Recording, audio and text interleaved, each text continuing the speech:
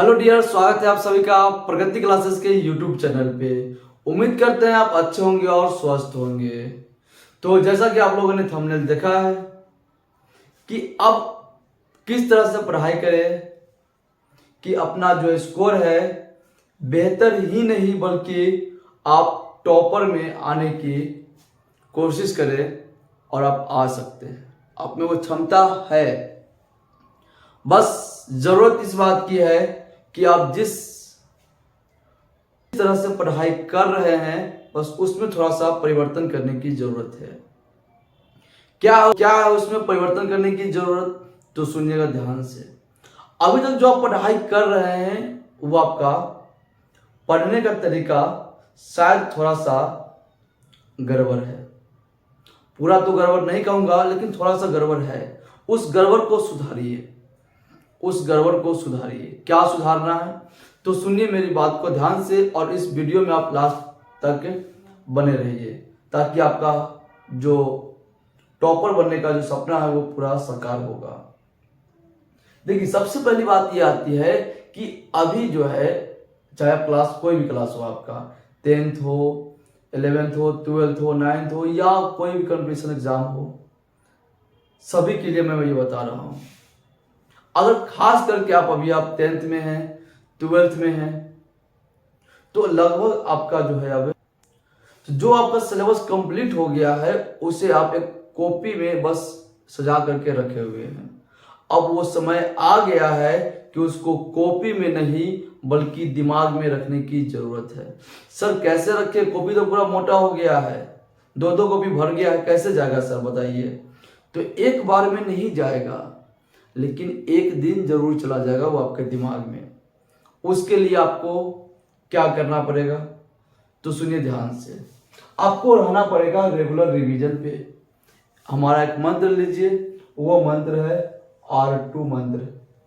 R2 regular revision में रहिए।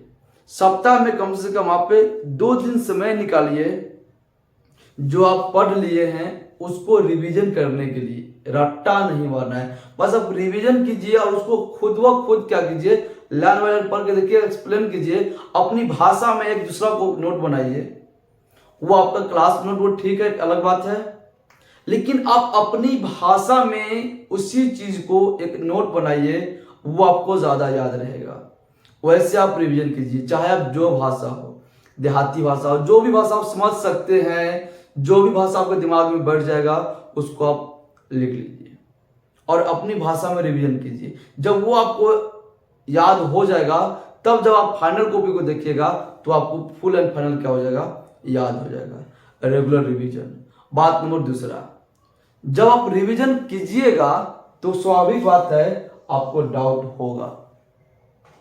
अगर डाउट नहीं हो रहा है मतलब आपका रिवीजन सही नहीं हो रहा है। आप सिर्फ टाइम पास कर रहे हैं, पेज गिने जा रहे हैं, पेज गिने जा रहे हैं। सही से पढ़िएगा तो डाउट होगा ही होगा, एकदम 100% है। अब जब डाउट हो रहा है तो फिर वहां पर फिर आपको स्मार्ट स्टडी करना पड़ेगा।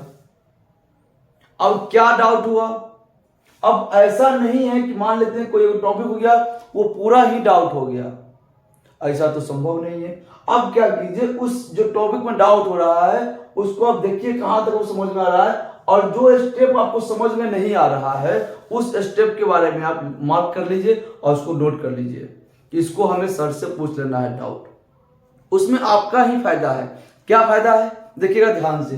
अगर आप सिर्फ इसी लाइन के बारे में सर से डाउट पूछेंगे तो आपका भी समय बचेगा और उतना ही समय में आपका जो है ज्यादा डाउट क्लियर हो जाएगा।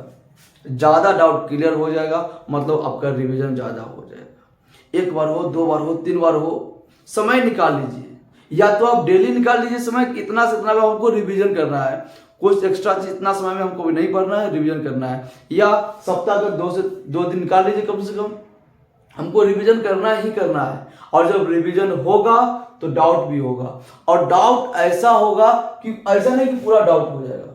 आप उसको मार्क कर लीजिए कि हमें इस स्टेप में डाउट हो गया है, उसी स्टेप के बारे में आप क्लास टीचर से पूछिए, वो आपको डाउट क्लियर कर देंगे। ये हो जाएगा आपका स्मार्ट स्टडी। कई बार क्या होता है कि आपका क्लास भी मिस हो जाता है। तो अगर क्लास मिस हो गया हो तो क्लास को पहले आप नोट कर लीजिए आपका मिस हुआ हो, और कोशिश कीजिए आपका तो पूरा चैप्टर छूटा नहीं होगा, बीच का कोई अगर क्लास एब्सेंट हुआ तो कोई छूट जाएगा। तो कोशिश कीजिए क्या वो आप खुद से उसे कर पा रहे हैं। कोई ऐसा बात तो नहीं कि आपको पढ़िएगा तो आपसे हो जाएगा, लेकिन आपके अंदर मानसिकता बढ़ जाता है कि क्लास हमारा छूट गया, मुझे समझ में आएगा ही नहीं। तो उसको एक बार देखिए पढ़कर कहीं आपसे हो जाए। अगर नहीं होता है तब क्लास टीचर से पूछिए एक बार कि हमारा क्लास एब्सेंट है, हमको समझ में नहीं आ रहा है। तो आप इस बात पे ज्यादा ध्यान दीजिए। R2 रेगुलर रिवीजन कीजिएगा तो डाउट होगा, और डाउट को स्मार्ट स्टडी के तौर पे क्या कीजिए आप उसको क्लियर कीजिए।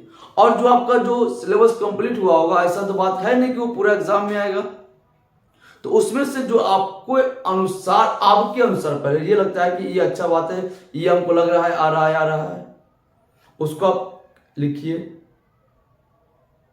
उसके बाद उसको रिवीजन करना शुरू कीजिए, पार्ट बाय पार्ट में बांट लीजिए। हमको इस टॉपिक को रिवीजन करना है, इस टॉपिक को रिवीजन करना है, इस टॉपिक को रिवीजन करना है, उतना ही को रिवीजन कर लीजिए, बेहतर तरीका से कर लीजिए। पेज मत गिनिए कि आज हमको 20 पेज को पढ़ लेना है, ऐसे में कीजिएगा तो आपका भी समय बर्बाद होगा और आप कुछ सीख भी नहीं पाइएगा। तो थोड़ा सा ही रिवीजन कीजिए, लेकिन परफेक्ट कीजिए। कोई टॉपिक मान लेते हैं, कोई टॉपिक आप लिए, मान लेते हैं आप केमिस्ट्री में ही रिवीजन कर रहे हैं, रिवीजन करते गए कहीं पे आपका आ गया एक टॉपिक आ गया मोलरता, मान लेते हैं। तो अब ये मोलरता आया तो मोलरता के बारे में पूरा अच्छा से क्या कर लीजिए, आप जिस भी भाषा में समझ रहे हैं उस भाषा में, अपनी भाषा में क्या कर लीजिए, आप उसको लिख लीजिए। उसके बाद आप क्या कर लीजिए, जब आपकी भाषा आपको याद हो जाएगा तब आपको यह कॉपी जो है तुरंत आपको याद हो जाएगा। तो इसके बारे में जितना भी चीज होता है, परिभाषा, फॉर्मूला, SI मात्रक वगैरह वगैरह जो भी होता है, एक बार पूरा क्या कर लीजिएगा, माइंड में रिफ्रेश कर लीजिए उसको। और उसके बाद देखिए क्या इस टॉपिक से पूछा हुआ प्रश्न, जिस चीज का एग्जाम का आप तैयारी कर रहे हैं उसमें पूछा हुआ है, तो आपसे बन रहा है कि नहीं बन रहा है। बन रहा है मतलब तैयारी आपका परफेक्ट जा रहा है, नहीं बन रहा है मतलब फिर रिवीजन करने की जरूरत है, आप फिर से रिवीजन कीजिए। अगर आप ये सोचिएगा कि हम लास्ट में 1-2 महीना बचेगा तो रिवीजन करेंगे, तो संभव नहीं हो पाएगा। जिस रिजल्ट के बारे में आप सोच रहे हैं, थोड़ा हो सकता है आप उससे पीछे रह जाए, तो अभी से रिवीजन शुरू कर दीजिए। पढ़ाई लिखाई तो आपका चल ही रहा है, लेकिन रिवीजन नहीं चल पा रहा है, उसको आप स्टार्ट कर दीजिए।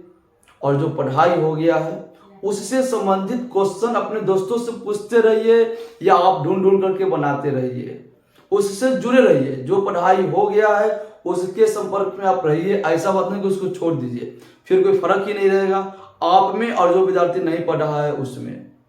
जो चीज आप पढ़ लिए, किसी न किसी कारणवश उस चीज से आप जुड़े रहिए, एग्जाम तक आपको परफेक्ट याद रहेगा, और आपका जो सपना है टॉपर बनने का वो बिल्कुल क्या होगा, साकार होगा।